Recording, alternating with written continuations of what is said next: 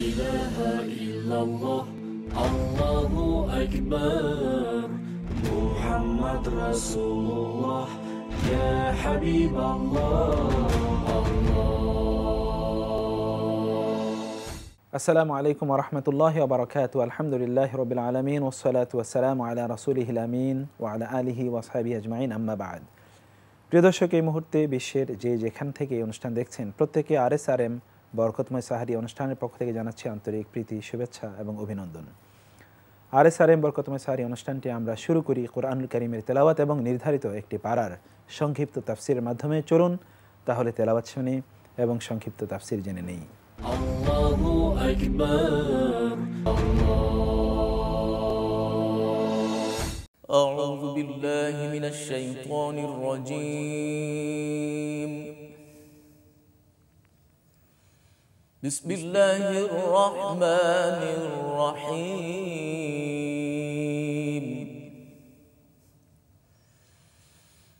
ألف لام را تلك آيات الكتاب المبين. إنا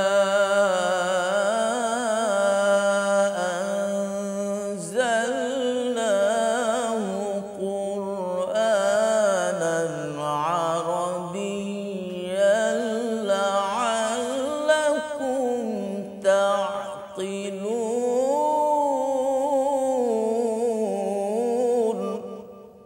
نحن نقص عليك أحسن القصص بما أوحينا إليك هذا القرآن وإن كنت من قبله لمن الغافلين.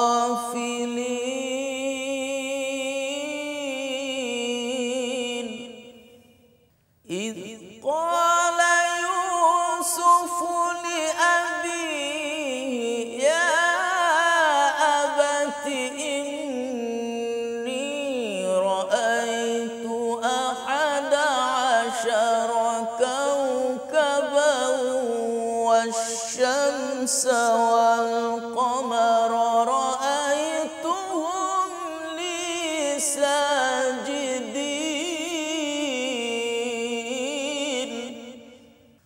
قال يا بني لا تقصص رؤياك على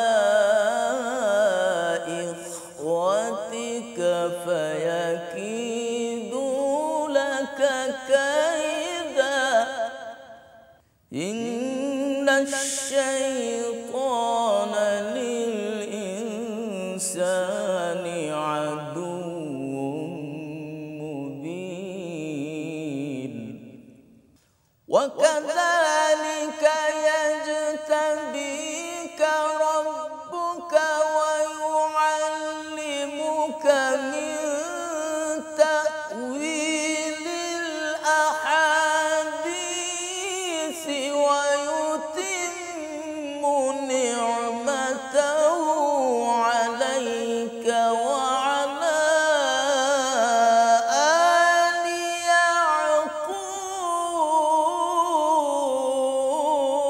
يعقوب وعلى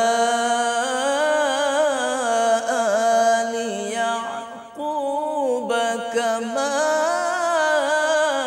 أتمها على أبويك من قبل إبراهيم وإسحاق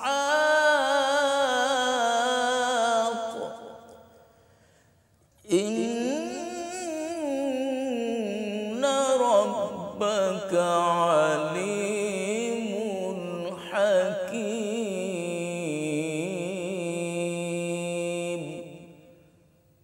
Sadaqallahul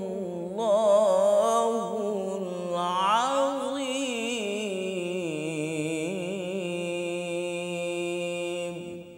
Allahu Akbar.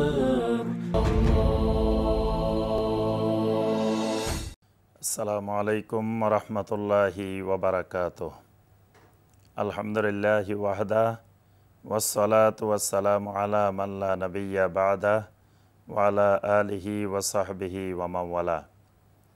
সম্মানিত দর্শক শ্রোতা ভাই ও বোনেরা, বরকতময় সাহরি অনুষ্ঠানের বিশেষ আয়োজন তাফসিরুল কোরআনে আপনাদের সবাইকে স্বাগত জানাচ্ছি।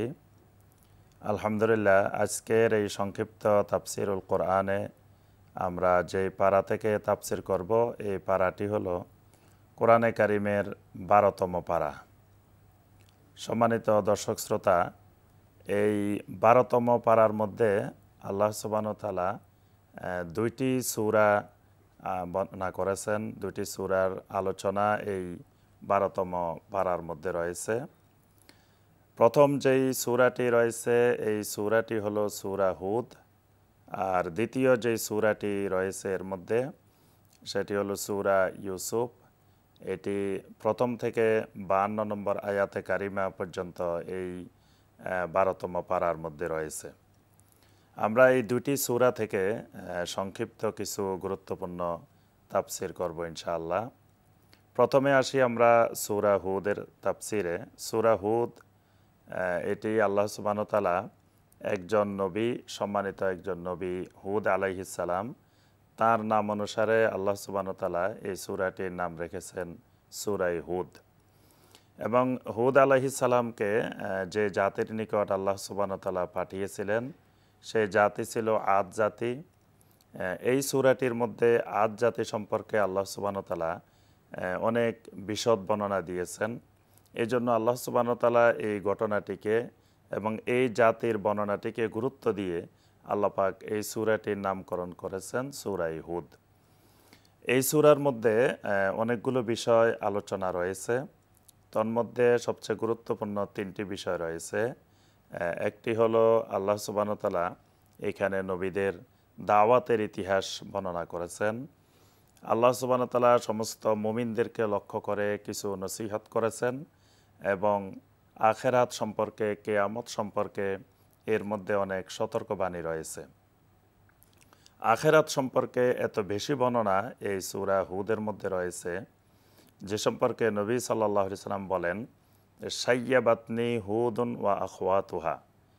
আবু বকর as-সিদ্দিক রাদিয়াল্লাহু তাআলা আনহু নবী সাল্লাল্লাহু আলাইহি সাল্লামকে প্রশ্ন করেছিলেন, ইয়া রাসূলুল্লাহ সাল্লাল্লাহু আলাইহি ওয়াসাল্লাম, আপনার দাড়ি মোবারক দেখা যাচ্ছে সাদা হয়ে যাচ্ছে, আপনার চুল মোবারকগুলো সাদা হয়ে যাচ্ছে, তো এর কোনো কারণ তো আমরা বুঝতেছি না। আল্লাহ রসুল সাল্লাল্লাহু আলাইহি সাল্লাম তখন বললেন যে সাইয়্যাবাতনি হুদুন ওয়া আখওয়াতুহা, যে সূরা হুদ এবং সূরা হুদের মতো আরও যে সূরাগুলো নাজিল হচ্ছে, এই সূরাগুলোতে আখিরাতের যে বর্ণনা রয়েছে, এই বর্ণনাগুলোই আমাকে বার্ধক্যে পৌঁছিয়ে দিয়েছে। আল্লাহু আকবার। এই জন্য সম্মানিত দর্শক শ্রোতা, এই সূরাটি যদি আমরা বেশি বেশি বোঝার চেষ্টা করি, অর্থ পড়ি, তাফসির পড়ি, তাহলে আমরা দেখব যে এর মধ্যে আল্লাহ সুবহানাহু ওয়া তাআলা আখিরাতের বর্ণনাগুলো বিশদভাবে সুন্দর করে তুলে ধরেছেন। আল্লাহ সুবহানাহু ওয়া তাআলা এই সূরার মধ্যে কয়েকজন বিশিষ্ট নবীর দাওয়াতের বর্ণনা দিয়েছেন।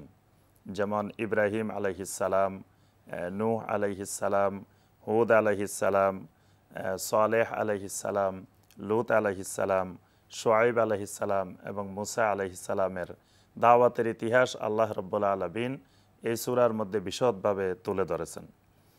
আমরা এই সূরার থেকে কয়েকটি গুরুত্বপূর্ণ আয়াতের দিকে একটু সামান্য দৃষ্টি দিব। সূরা হুদের 6 নম্বর আয়াতটি খুবই গুরুত্বপূর্ণ একটি আয়াত। আল্লাহ সুবহানাহু ওয়া তাআলা এখানে গুরুত্বপূর্ণ একটি ঘোষণা দিয়েছেন, ওয়ামা মিন দাব্বাতিন ফিল আরদি ইল্লা আলাল্লাহি রিজকুহা। আল্লাহ সুবহানাহু ওয়া তাআলা বলেন যে আমার জমিনে, পৃথিবীতে এমন কোনো জন্তু, এমন কোনো মাখলুকাত নেই যে মাখলুকাতের রিজিকের ব্যবস্থা, রিজিকের দায়িত্ব আমি আল্লাহ সুবহানাহু ওয়া তাআলা নিই নেই। সম্মানিত ভাই ও বোনেরা, আমরা সব সময় রিজিকের পেরেশানির মধ্যে থাকি।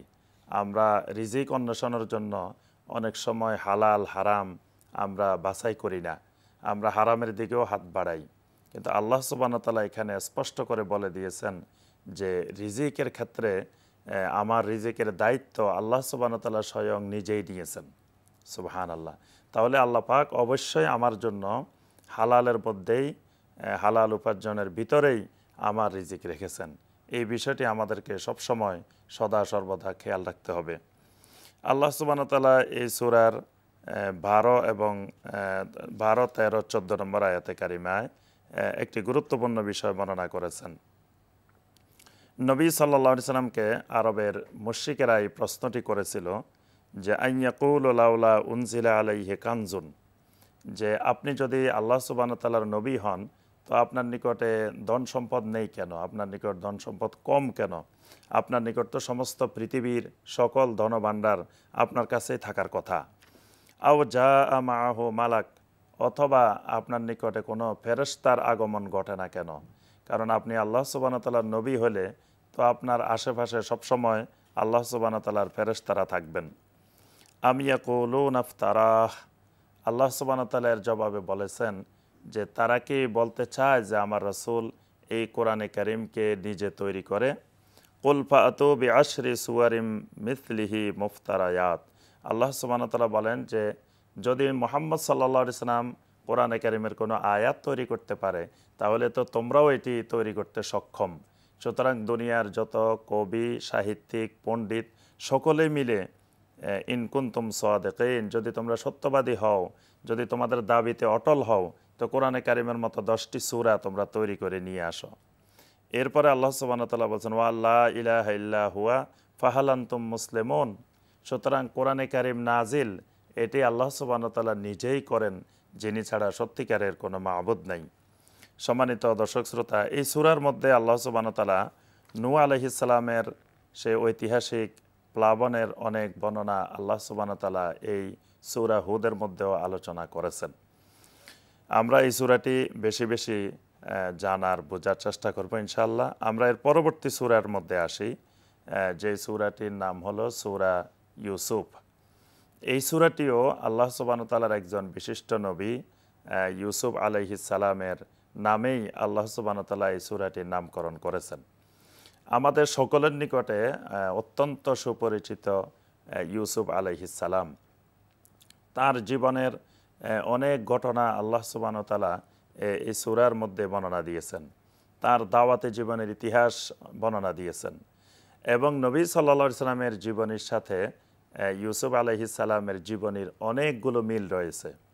এই জন্য আল্লাহ সুবহানাহু ওয়া তাআলা এই সূরার মধ্যে বলছেন যে লাকাদ কানা ফি ইউসুফা ওয়া ইখওয়াতিহি আয়াতুল লিসাইলিন। আল্লাহ সুবহানাহু ওয়া তাআলা বলেন যে ইউসুফ আলাইহিস সালাম এবং তার ভাইদের যে ঘটনা আমি বর্ণনা করেছি এর মধ্যে যারা উৎসাহী, যারা কিছু জানতে চায় তাদের জন্য অনেক নিদর্শন এর ভিতরে নিহিত রয়েছে। কারণ যেমনিভাবে ইউসুফ আলাইহিস সালামকে তার ভাইয়েরা কূপে নিক্ষেপ করে হত্যার জন্য চেষ্টা করলো, তারপরে বিভিন্ন ঘটনার মধ্য দিয়ে ইউসুফ আলাইহিস সালাম মিশরে গেলেন, পরবর্তীতে এক সময়ে আবার সেই ইউসুফ আলাইহিস সালামের ভাইয়েরা তার সামনে হাত জোড় করে ক্ষমা চেয়েছিলেন, তার সামনে দাঁড়িয়েছিলেন এবং তাদের ভুল স্বীকার করেছিলেন। ঠিক একইভাবে আল্লাহ রাসূল সাল্লাল্লাহু আলাইহি সাল্লামকেও এই মক্কার মুশরিকেরা হত্যা করার জন্য বিভিন্ন রকম পরিকল্পনা করছিল, বিভিন্ন রকমের কষ্ট নির্যাতন দিয়ে যাচ্ছিল। আল্লাহ সুবহানাহু ওয়া তাআলা এই সূরাটি নাজিল করে জানিয়ে দিলেন যে আমার নবী ইউসুফকে যেমন এই ধরনের অত্যাচার নির্যাতন সব করে পরিশেষে গিয়ে আমার নবীর সামনে তাদেরকে ক্ষমা প্রার্থনা করতে হয়েছে, ঠিক একইভাবে এই মুহাম্মদ রাসূলুল্লাহ সাল্লাল্লাহু আলাইহি সাল্লামকে তোমরা যেভাবে হত্যার পরিকল্পনা করছো, যে বিভিন্ন ধরনের ষড়যন্ত্র করতেছ, এই কিছুদিনের মধ্যেই তোমাদেরকে আবার সে একই পরিস্থিতির সম্মুখীন হতে হবে। সম্মানিত ভাই বোনেরা, আমরা দেখি এর অল্প কয়েকদিন পরেই সেই 8ম হিজরিতে যখন মক্কা বিজয় হয়, তখন যেই মক্কাবাসী নবী সাল্লাল্লাহু আলাইহি সাল্লামকে মক্কা মুকাররমা থেকে হিজরত করে মদিনা যেতে বাধ্য করেছিল, সেই মক্কাবাসী আবার নবী সাল্লাল্লাহু আলাইহি সাল্লামের সামনে হাত জোট করে দাঁড়িয়েছিল। তখন আল্লাহ রসুল সাল্লাল্লাহু আলাইহি সাল্লাম বলেছিলেন, ফা ইন্নী আকুলু লাকুম কামা ক্বালা ইউসুফ লি ইখওয়াতিহি, আজকে আমি তোমাদেরকে সেই কথাটিই বলবো যে কথাটি ইউসুফ আলাইহিস সালাম তার ভাইদেরকে বলেছিলেন, লা তাসরিবা আলাইকুমুল ইয়াউম ফা আনতুমুত তুলাকা, যে ইউসুফ আলাইহিস সালাম বলেছিলেন যে আজকে তোমাদের প্রতি আমার কোনো প্রতিশোধ নেই, তোমরা স্বাধীন, তোমাদেরকে মুক্ত করে দিলাম। ঠিক আল্লাহ রসুল সাল্লাল্লাহু আলাইহি সাল্লামও একইভাবে মক্কাবাসীর থেকে কোনো প্রতিশোধ না নিয়ে নবী সাল্লাল্লাহু আলাইহি সাল্লামও সেদিন ঘোষণা দিলেন যে ফা আনতুমুত তুলাকা, যে তোমরা যাও, তোমরা স্বাধীন, তোমাদের থেকে আমার কোনো প্রতিশোধ নেওয়ার ইচ্ছা নেই। সুবহানাল্লাহ। এই সূরাটির মধ্যে আল্লাহ সুবহানাহু ওয়া তাআলা বিশেষ করে ইউসুফ আলাইহিস সালামের পিতা, ইউসুফ আলাইহিস সালামের দাদা ইব্রাহিম আলাইহিস সালাম, ইসহাক আলাইহিস সালাম, ইসমাইল আলাইহিস সালাম, ইয়াকুব আলাইহিস সালাম, তাদের দাওয়াতের অনেকগুলো ইতিহাস আল্লাহ সুবহানাহু ওয়া তাআলা এই সূরা ইউসুফের মধ্যে তুলে ধরেছেন। এখানে বিশেষ করে একটি গুরুত্বপূর্ণ বিষয় আল্লাহ পাক অত্যন্ত সুন্দরভাবে তুলে ধরেছেন, সেটি হলো একজন মুসলিম যুবকের চারিত্রিক সৌন্দর্য, যৌবনের হেফাজত কিভাবে করবে তার দৃষ্টান্ত ইউসুফ আলাইহিস সালামের এই জীবনীর মধ্য থেকে আল্লাহ পাক কোরআনে কারিমে তুলে ধরেছেন। অর্থাৎ একজন মুমিন যুবক, তার চরিত্র হবে, তার আখলাক হবে এই ইউসুফ আলাইহিস সালামের মতো। এই জন্য ইউসুফ আলাইহিস সালামকে একজন বাদশার স্ত্রী, একজন সুন্দরী রমণী যতই তাকে খারাপ কাজের দিকে, কুকাজের দিকে আহ্বান করেছে, ইউসুফ আলাইহিস সালাম নিজের যৌবনকে হেফাজত করেছেন। এখানে আল্লাহ সুবহানাহু ওয়া তাআলা মুসলিম যুবকদের জন্য অনেক শিক্ষণীয় বিষয় ইউসুফ আলাইহিস সালামের মধ্যে রেখেছেন। এখানে আমরা দুইটি আয়াত অত্যন্ত গুরুত্বপূর্ণ দেখতে পাই সূরা ইউসুফের। এই দুটি আয়াত হলো সূরা ইউসুফের 39 এবং 40 নম্বর আয়াতে কারিমা। এই দুটি আয়াতে কারিমার মধ্যে আমরা যে বিষয়টি গুরুত্বপূর্ণ একটি বিষয় আল্লাহ সুবহানাহু ওয়া তাআলা তুলে ধরেছেন, সেটি হলো ইউসুফ আলাইহিস সালাম আল্লাহ সুবহানাহু ওয়া তাআলার নবী হিসাবে তিনি যেখানেই যেতেন সেখানেই আল্লাহ সুবহানাহু ওয়া তাআলার দ্বীনের দাওয়াত পেশ করতেন। এই জন্য তিনি পরিস্থিতির শিকার হয়ে শেষ পর্যন্ত তিনি জেলখানায় পর্যন্ত গিয়েছিলেন, কিন্তু জেলখানায় গিয়েও তিনি কিন্তু আল্লাহর দ্বীনের দাওয়াত থেকে বিরত হন নাই, বরং তিনি জেলখানার ভিতরে যারা ছিল তাদের ভিতরেও আল্লাহ সুবহানাহু ওয়া তাআলার দ্বীনের দাওয়াত তুলে ধরেছেন। আল্লাহ পাক তাঁর দাওয়াতের ভাষাটি কোরআনে কারিমের এই সূরা ইউসুফের 39 এবং 40 নম্বর আয়াতে কারিমায় তুলে ধরেছেন। ইউসুফ আলাইহিস সালাম বলতেছিলেন, ইয়া সাহিবাই সিজনে আরবাবুম মুতাফাররিকুনা খায়রুন আমিল্লাহুল ওয়াহিদুল কাহ্হার। ইউসুফ আলাইহিস সালাম তার জেলখানার সাথীদেরকে বলতেছিলেন যে আরবাবুম মুতাফাররিকুনা খায়রুন আমিল্লাহুল ওয়াহিদুল কাহ্হার, যে তোমাদের জন্য বিচ্ছিন্নভাবে অনেক রব, অনেক মাবুদ, এটি উত্তম, নাকি যদি একমাত্র মহা ক্ষমতাবান, মহাশক্তির অধিকারী আল্লাহ সুবহানাহু ওয়া তাআলাকে তোমাদের রব বানিয়ে নাও, এটি উত্তম। অর্থাৎ আল্লাহ সুবহানাহু ওয়া তাআলা ইউসুফ আলাইহিস সালামকে দিয়ে যে নবুয়তের দায়িত্ব, তাওহীদের দাওয়াতের দায়িত্ব দিয়েছেন, সেই নবুয়তি দায়িত্ব তিনি জেলখানায় গিয়েও থেমে থাকেন নাই, সেখানেও তিনি তার সাথীদের নিকটে তাওহীদের দাওয়াত তুলে ধরেছেন। আল্লাহ সুবহানাহু ওয়া তাআলার একত্ববাদের দাওয়াত তিনি অত্যন্ত সুন্দরভাবে যুক্তি দিয়ে তুলে ধরেছেন। এরপরে ইউসুফ আলাইহিস সালাম তাদের কাছে দাওয়াত দিতে গিয়ে বললেন, মা তা'বুদুনা মিন দুনিহি ইল্লা আসমাআন সাম্মাইতুমুহা আনতুম ওয়া আবাউকুম মা আনজালাল্লাহু বিহা মিন সুলতান। ইউসুফ আলাইহিস সালাম বললেন যে তোমরা আল্লাহ সুবহানাহু ওয়া তাআলাকে বাদ দিয়ে যে সকল মাবুদের ইবাদত করো, এই সকল মাবুদের নাম তো আল্লাহ সুবহানাহু ওয়া তাআলা নির্ধারণ করেন নাই, তোমরা নিজেরাই এই সকল মাবুদের নামগুলো নির্ধারণ করে নিয়েছ। মা আনজালাল্লাহু বিহা মিন সুলতান, অথচ এই সকল মাবুদের ইবাদতের ব্যাপারে আল্লাহ সুবহানাহু ওয়া তাআলা তোমাদের নিকটে কোনো ধরনের দলিল প্রমাণ আল্লাহ পাক নাজিল করেন নাই। ইনিল হুকমু ইল্লা লিল্লাহ। ইউসুফ আলাইহিস সালাম সেখানে গিয়ে ঘোষণা দিলেন যে আল্লাহ রাব্বুল আলামিন আমাদেরকে সৃষ্টি করেছেন, যিনি খালেক, তার হুকুম, তার কর্তৃত্বই আমাদের উপরে প্রযোজ্য হবে।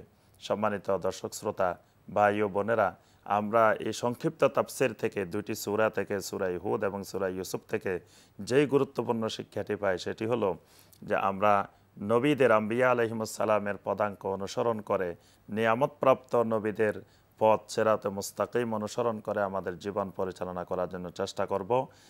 এবং এই নবী, দুইজন নবী বিশেষ করে হুদ আলাইহিস সালাম এবং ইউসুফ আলাইহিস সালাম, এই দুজন নবীর ব্যাপারে আল্লাহ পাক যে সকল সৌন্দর্য, তাদের আখলাক তুলে ধরেছেন, সেই আখলাক আমাদের মধ্যে নিয়ে আসার জন্য চেষ্টা করব।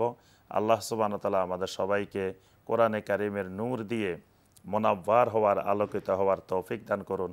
এই পবিত্র রমাদানে আমাদেরকে সকল প্রকার বরকত হাসিল করার আল্লাহ পাক তৌফিক দান করুন। আমিন ইয়া রাব্বাল আলামিন। আসসালামু আলাইকুম ওয়া রাহমাতুল্লাহি ওয়া বারাকাতুহু। আলহামদুলিল্লাহ, প্রিয় দর্শক, আমরা চমৎকার তেলাওয়াত শুনলাম, জানলাম সংক্ষিপ্ত তাফসীর, যার মধ্যে রয়েছে আমাদের জীবনকে পরিবর্তনকারী অনেক শিক্ষা উপাদান। মহান আল্লাহ সুবহানাহু ওয়া তাআলা কোরআন অনুসারে আমাদের জীবনকে পরিবর্তন করে একটি শুদ্ধ জীবন অর্জন করা তৌফিক দান করুন। এইমাত্র যারা আমাদের সাথে জয়েন করলেন তাদেরকে জানাচ্ছি মোবারকবাদ। আল্লাহর কাছে এই দোয়া কবুলের মুহূর্তে, যেই মুহূর্তে মহান আল্লাহ সুবহানাহু ওয়া তাআলা দুনিয়ার আকাশে নেমে আসেন এবং তিনি ডাকতে থাকেন, কারা আছো আমার কাছে প্রার্থনা জানাও, সেই মুহূর্তে তার কাছে কায় মনোবাক্যে ফরিয়াদ জানাই তিনি যাতে আমাদের সকল আয়োজনগুলো কবুল করে নেন, আমাদের সকল ইবাদতগুলো কবুল করে নেন এবং আমাদের জীবনে সকল অপূর্ণতাকে পূর্ণ করে দেন, সকল গুনাহগুলো মাফ করে দেন। প্রিয় দর্শক, আমরা রোজা রাখছি, কিন্তু রোজার দৈনন্দিন জীবনে কি শিক্ষার উপকরণ রয়েছে সেটি আমাদের জানা দরকার, যাতে রোজা বা সিয়াম সাধনা থেকে এই শিক্ষাগুলো নিয়ে আমাদের বাকি 11টি মাস আমরা সাজাতে পারি, অথবা যে রোজাগুলো সামনে রয়েছে সেই রোজাগুলোতে প্রাত্যহিক জীবনে তার প্রয়োগ ঘটিয়ে আমরা সত্যিকার অর্থে রোজার লক্ষ্য এবং উদ্দেশ্য যেটি আল্লাহ সুবহানাহু ওয়া তাআলা দিয়েছেন আমাদেরকে, সেই উদ্দেশ্যে ধাবিত হতে পারি, তা অর্জন করতে পারি।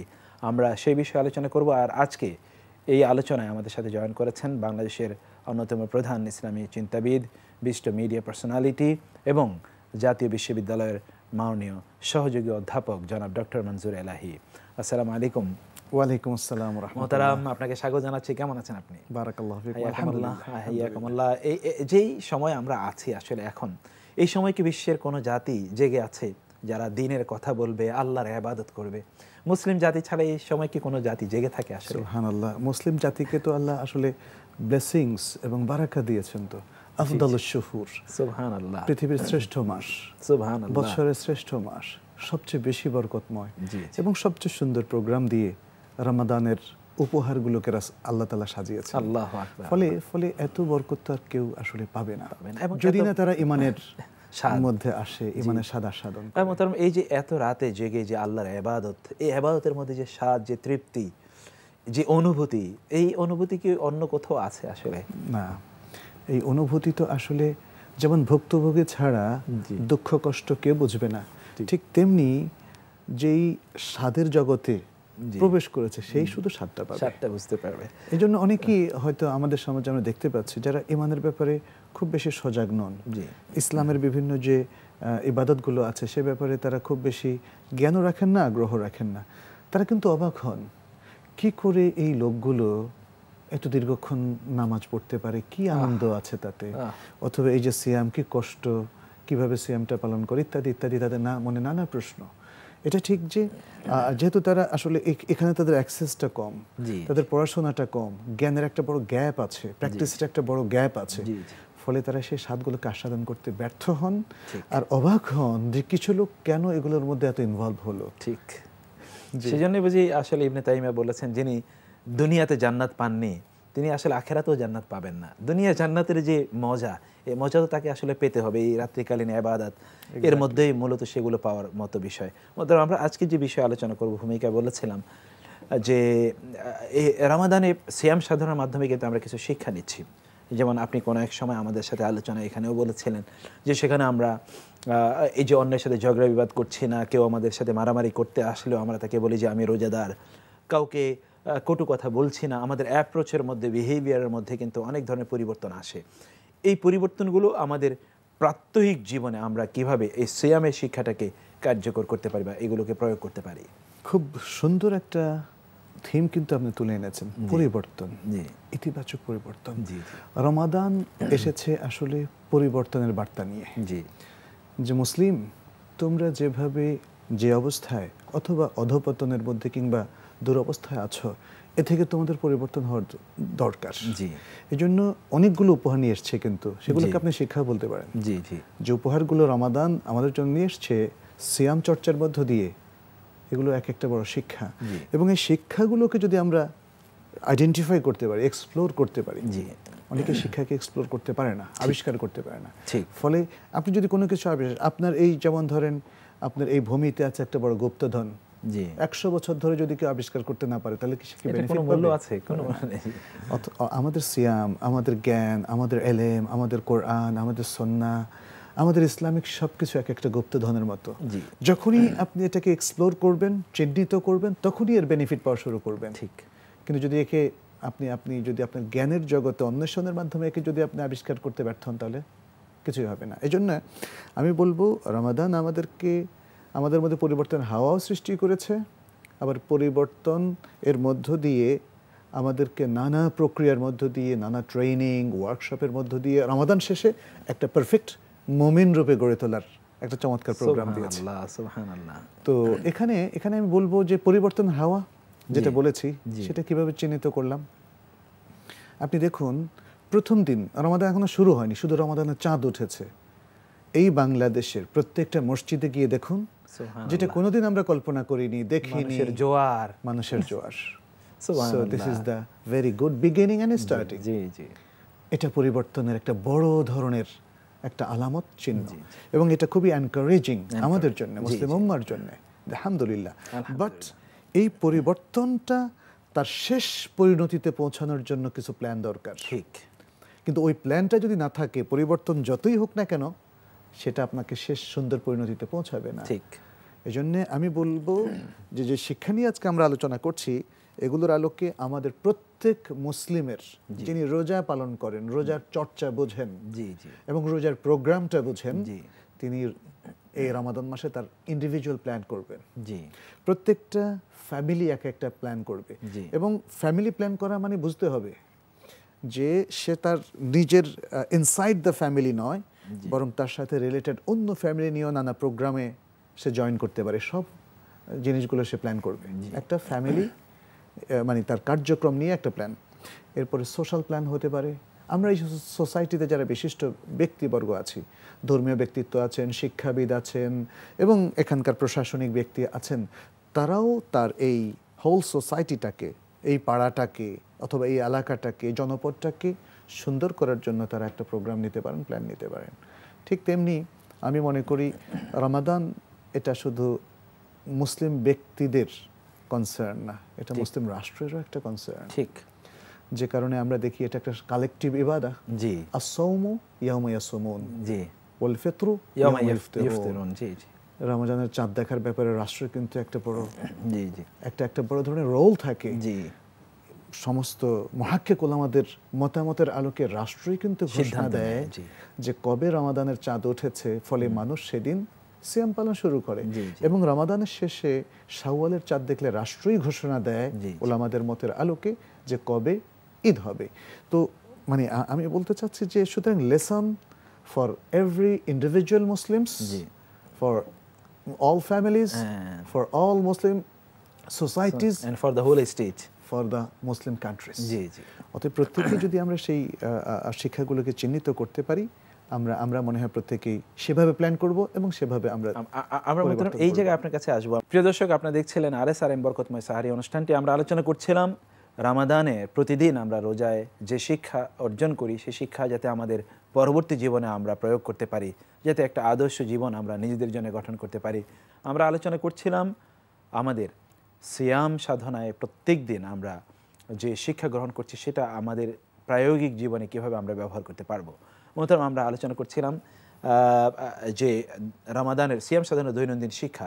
আপনি বলছিলেন যে আমরা রাষ্ট্রীয়ভাবে একটা কালেকটিভিটি এর মধ্যে আছে, যে একটা সামগ্রিকতা, এবং সেখানে আছে যে সকলে মিলে করার একটা প্রবণতা। তাহলে রাষ্ট্রগুলো যদি, মুসলিম স্টেটগুলোর কথাই বলছি, তারা যদি সিদ্ধান্ত নেয়, রামাদান যে স্পিরিটকে, যে অবজেক্টিভকে, যে মিশনকে সামনে নিয়ে আসে, এগুলোকে ক্যাপিটালাইজ করে তারা মানুষের মাঝে রামাদানের শিক্ষাগুলো ছড়িয়ে দেবে এবং 11টি মাস তারা এই শিক্ষার উপর ভিত্তি করেই রাষ্ট্র পরিচালনা করবে। তাহলে তো রাষ্ট্র পরিচালনা তাদের এতটা ব্যাগ পেতে হয় না, তাই না? অফকোর্স রামাদানের সিয়ামকে বলা হচ্ছে মাদ্রাসাতু সিয়াম, জি জি, দ্য স্কুল অফ সিয়াম। সুবহানাল্লাহ। এটা একটা শিক্ষা কেন্দ্র। জি। সিয়াম ইটসেলফ ইজ এ মাদ্রাসা। জি। মাদ্রাসা মানে ওই যে ওই মাদ্রাসা না, তথাকথিত মাদ্রাসা নয়, শিক্ষা প্রতিষ্ঠান, হ্যাঁ, শিক্ষা institution। কেন্দ্র। আর আমরা জানি বিশ্বের অধিকাংশ স্কুল, কলেজ, ইউনিভার্সিটিকে কিন্তু রাষ্ট্র নিয়ন্ত্রণ করে। জি। কারণ রাষ্ট্রের থেকে বেনিফিট নিতে চায়। জি। শিক্ষা পলিসিটা রাষ্ট্র এই শিক্ষা কেন্দ্রের সাথে যারা জড়িত তাদের চিন্তা চেতনার আলোকেই নেন। জি। এবং সেটা যাতে কল্যাণময় হয়, সেটা যাতে সমগ্র জনগণের জন্য উপা দেওয়া হয়, সেভাবে পলিসি নেওয়া হয়। তাহলে মাদ্রাসাতু সিয়াম কেউ কিন্তু আপনি যেটা বলেছেন, মুসলিম রাষ্ট্রগুলো কিন্তু তার গুড ইউজ করতে পারে, খুব ভালো ইউজ, প্রপার ইউজ করতে পারে। সদ্ব্যবহার যদি করা হয় তাহলে ঠিকই, কারণ যে কোনো মুসলিম দেশে তো মুসলিম পপুলেশনটাই মেজরিটি। জি। ফলে তাদেরকে যদি সুনাগরিক হিসাবে গড়ে তোলা যায়, তাদেরকে যদি সুশিক্ষিত করা যায় এবং তাদেরকে যদি সিয়ামের এক একটা শিক্ষা সব মিলে মানে সবগুলো ধরিয়ে দেওয়া যায়, তাহলে তো সারা বছর তারা ভালো থাকবে। সিয়াম ভেরি মাচ পাওয়ারফুল, সুবহানাল্লাহ। এতটাই পাওয়ারফুল কারণ আল্লাহ তো জানেন, আল্লাহ তো সিয়ামের প্রোগ্রামটা দিয়েছেন। তিনি জানেন যে সিয়ামটাকে কেউ সিরিয়াসলি যদি চর্চা করে তাহলে বাকি 11 মাস তার ফল সে ভোগ করবে, ফসল কাটবে। আল্লাহু আকবার। এটা একটা বীজ বপনের মতো, সে 11 মাস ফসল কাটবে। কিসের ফসল কাটবে? ইমানের ফসল কাটবে, ইখলাসের ফসল কাটবে, তাকওয়ার ফসল কাটবে, আখলাকের ফসল কাটবে, সিদক বা সত্যবাদিতা, অনেস্টির ফসল কাটবে এবং পাপ বর্জন করার ফসল কাটবে, অন্যায়কে না বলার ফসল কাটবে, ন্যায় ধারণ করার ফসল কাটবে। এগুলো তো শিক্ষা আসলে, যে বললাম। তো এগুলো রাষ্ট্র বড় কোনো প্রোগ্রাম ছাড়াই সিয়াম মাদ্রাসাটাকে যদি কাজে লাগায় বা সিয়াম স্কুলটাকে যদি কাজে লাগায়, তাহলে জনগণের প্রত্যেকের হাতে সততা ধরিয়ে দেবে, আখলাক ধরিয়ে দেবে, সবর ধরিয়ে দেবে, তারপরে ইন্টিগ্রিটি ধরিয়ে দেবে, তারপরে ঈমান ধরিয়ে দেবে। এই তো এটা পরস্পরের প্রতি সহমর্মিতা, জি, যেটা সহমর্মিতা, ভালোবাসা, বিনয়, তাওয়াদুর, এসব কিছু তো আসলে যদি আমরা আসলে ছোট ছোট আকারে রামাদান শিক্ষাগুলো বের করে দিলে অজস্র হবে। জি জি। তো এই সব কিছু যদি গবেষণামুখী অ্যাপ্রোচের মধ্য দিয়ে শিক্ষিত শ্রেণীকে অন্তত রাষ্ট্রীয়ভাবে হোক, সামাজিকভাবে হোক, প্রাতিষ্ঠানিকভাবে হোক, আমরা শিক্ষিত লোকদেরকে যদি রামাদানের এই সিয়াম কারিকুলামের আন্ডারে নিয়ে আসতে পারি, তাহলে কিন্তু অনেক সহজে মানুষকে ভালো করা সম্ভব। ঠিক। এবং মানুষের মধ্যে সেই উপলব্ধি জাগানো, সেই চিন্তা চেতনা জাগানো। কিন্তু মনে রাখতে হবে নেফাকের মাধ্যমে এটা সম্ভব নয়। ঠিক। আপনি যা বলছেন তা মিন করতে হবে। জি। আপনি যদি সত্যি সততা চান, জি, তাহলে নিজেকেও যেমন পরিশুদ্ধ করবেন, আপনার অধীনস্থ সকলকে পরিশুদ্ধ করবেন। ঠিক। আপনি মানুষকে সুন্দর ওয়াজ করলেন, আপনার অধীনস্থদেরকে বাধ্য করলেন সৎ হতে, কিন্তু ভেতর থেকে আপনি সৎ হলেন না, তাহলে তো হবে না। রমাদান তো এটা শেখায় না। জি না। এবং এটা হচ্ছে আতামুরুনা আন-নাসা বিল বিররি ওয়া তানসাউনা আনফুসাকুম ওয়া আনতুম তাতলুনাল কিতাব আফালা তাআকিলুন। আফালা তাআকিলুন, এটা যেটা আল্লাহ আহলে কিতাবদেরকে বলেছিলেন যে তোমরা মানুষকে সতের নির্দেশ দাও, পুণ্যের নির্দেশ দাও, নিজেদের কথা ভুলে যাচ্ছ, নিজেরা পুণ্যকে তোমরা ইনিশিয়েটিভ নিচ্ছ না, পুণ্যকে তোমরা কার্যে রূপান্তরিত করছো না, অথচ তোমরা তেলাওয়াত করে থাকো, আল্লাহর জ্ঞান তোমরা পাঠ করে থাকো, তোমরা কি বুদ্ধি রাখো না, তোমরা কি বোঝো না? এই যে বলেছেন। তো আমাকে আসলে মুসলিমকে, সে রাষ্ট্র হোক, সমাজ হোক, প্রতিষ্ঠান হোক, বা আমি আপনি যেই হই না কেন, কর্মের বৈসাদৃশ্য এবং নেফাকি কিন্তু আমাদেরকে ত্যাগ করতে হবে। নেফাকি যে কোনো একটা জাতিকে ধ্বংস করে দেয়। এবং আপনি সিয়ামের মাদ্রাসা কেন, এর থেকে আরো গুরুত্বপূর্ণ মাদ্রাসা যেমন সালাত, বা আরো মাদ্রাসাতুল ঈমান যদি বলি, সেটা আরো গুরুত্বপূর্ণ, ঈমানের মাদ্রাসা, ঈমান। তো এই মাদ্রাসাগুলো নেফাকে থাকলে কিন্তু কাজ করবে না। ঠিক। নেফাক মুক্ত হয়ে কমপ্লিট কমিটমেন্ট নিয়ে আল্লাহর কাছে ওয়াদা করে যদি আমরা আমাদের শিক্ষাগুলোকে সর্বব্যাপী করার সিদ্ধান্ত নেই আন্তরিকভাবে, নিষ্ঠার সাথে, তাহলে জাতি পরিবর্তন হতে বাধ্য। আমি আপনি পরিবর্তন হলে আমার সন্তানরাও পরিবর্তন হবে, আমার পরিবার পরিবর্তন হবে, সমাজ পরিবর্তন। কিন্তু আজকে আনফরচুনেটলি সিয়ামের শিক্ষাগুলো নিয়ে কেউ ভাবছে না, যতটা রিচুয়াল নিয়ে ভাবছে। জি কে কত রাকাত তারাবি পড়লো, জি কে কোরআন কতটা খতম করলো, ঠিক সেটা তার কাছে ইম্পর্টেন্ট। কিন্তু আল্লাহর সাথে কতটা কানেকশন সে ডেভেলপ করলো কিয়ামুল লাইলের মাধ্যমে, তারাবি তাহাজ্জুদের মাধ্যমে, সেই হিসাবটা কিন্তু কেউ করছে না। তারপরে আমি কতটা কোরআন খতম করলাম এটা আমি ভাবছি, বলছি গৌরবের সাথে, অথচ কোরআন কতটা বুঝলাম, কোরআনের থিমগুলো কতটা আমার উপলব্ধি হলো, সেই হিসাবটা কিন্তু আমরা করছি না। এটা না করছে ব্যক্তি, না করছে অধিকাংশ ফ্যামিলি, না করছে আমাদের কর্ণধারেরা। তো এগুলো তো না করলে হবে না। আপনি একটা আয়োজনকে সফল করতে হলে তার থিম বুঝতে হবে, তার প্রোগ্রাম বুঝতে হবে, তার অবজেক্টিভস এবং তার গোলসগুলোকে চিহ্নিত করে সেগুলোকে ইমপ্লিমেন্ট করার জন্য প্রোগ্রাম করতে হবে। অতএব শিক্ষা একে শুধু উচ্চারণ করে নিউজ রিডিং এর মতো পড়ে গেলে হবে না, শিক্ষাকে অনুধাবন করার ব্যাপার আছে। আমরা তো যদিও সংক্ষেপে শিক্ষা নিয়ে আলোচনা করছি, শিক্ষার ইমপ্লিমেন্ট নিয়ে বেশি আলোচনা করেছি, বাট শিক্ষার মৌলিক দিকগুলো কিন্তু আমাদের আলোচনায় চলে এসেছে। তো আমার কাছে মনে হচ্ছে শিক্ষা যদি আমি 10টা চিহ্নিত করি, 50টা না করি, অসুবিধা নেই, কিন্তু ওই 10টাকে বাস্তবায়ন করার প্ল্যান প্রোগ্রাম আমাদের থাকতে হবে। আদারওয়াইজ মাদ্রাসাতুস সিয়াম থেকে শেখা আর আমাদের হবে না, আমল করাও হবে না। হয়তো বা যুগে যুগ যুগ ধরে আমরা এই সিয়াম সাধনা করেই যাব, কিন্তু তার শিক্ষা কোনো আমাদের জীবনে তার প্রতিফলন হবে না। সত্যি এরকম একটি দুর্ভাগ্যজনক পরিস্থিতিতে আমরা আছি। আল্লাহ সুবহানাহু ওয়া তাআলা আমাদেরকে উত্তরণ হওয়ার তৌফিক দান করুন। বারাকাল্লাহু ফিকুম। মাতার আপনাকে অনেক অনেক ধন্যবাদ, জাযাকুমুল্লাহ খায়ের, হাইয়াকুমুল্লাহ। আপনাকে আল্লাহ সুবহানাহু সর্বোত্তম জাযা দান করুন। আল্লাহ আপনাকেও এবং আমাদের দর্শকদেরকেও জাযা খায়ের দান করুন। আমিন আমিন। প্রিয় দর্শক, আমরা শুনছিলাম অত্যন্ত গুরুত্বপূর্ণ আলোচনা, যেখানে আমরা সিয়াম থেকে কি শিক্ষা পাই, সেগুলো আমরা কিভাবে প্রয়োগ করব ব্যক্তি এবং সমাজ জীবনে, রাষ্ট্রেরও সেখানে কি কি করার আছে, সে বিষয়গুলো সামগ্রিকভাবে আমরা আলোচনা করেছি। আল্লাহ সুবহানাহু ওয়া তাআলা আলোচনা থেকে আমাদের উপকৃত হওয়ার তৌফিক দান করুন। প্রিয় দর্শক, আমরা আমাদের আজকের পর্ব শেষ করব, আর বরাবরের মতো একটি ইসলামী গান দিয়ে আমাদের আয়োজন শেষ করব। চলুন গানটি শুনতে থাকি, আর আমরা বিদায় নিয়ে দেখছিলেন RSRM বরকতময় সাহারি অনুষ্ঠানটি। আগামীকাল আবারও দেখা হবে একই সময় আপনাদের প্রিয় চ্যানেল NTV-তে। ততক্ষণ পর্যন্ত প্রত্যেকেই মহান আল্লাহ সুবহানাহু ওয়া তাআলার রহমত, মাগফিরাত এবং নাজাতের মধ্যে থাকুন, সেই প্রত্যাশায় হাদা ওয়া সাল্লাল্লাহু সুবহানাহু ওয়া তাআলা আলা নাবিয়িনা মুহাম্মদ ওয়া আলা আলিহি ওয়া সাহবিহি আজমাইন। ওয়াসসালামু আলাইকুম ওয়া রাহমাতুল্লাহি ওয়া বারাকাতুহু।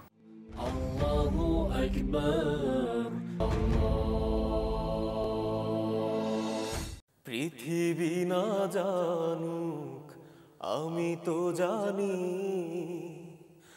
আমি কি পাপ করেছি হায়, আমার পাপের করলে বিচার, বাঁচার আমার নাই উপায়, দয়াময় তুমি মাফ করো আমায়, প্রভু মাফ করো আমায়, তুমি মাফ করো আমায়। জেনে না জেনে কত যে আমি করেছি পাপ, কতবার যে করেছি তওবা, কতবার অনুতাপ, দুদিনে আবার সব ভুলে আমি, দুদিনে আবার সব ভুলে আমি মজে গেছি দুনিয়ায়, প্রভু মাফ করো আমায়, তুমি মাফ করো আমায়।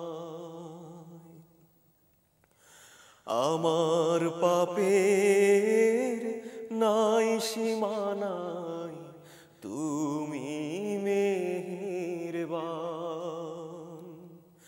তুমি রহিম, তুমি রহমান, তুমি দয়াবান। আমায় তুমি করো গো মাফ, আমায়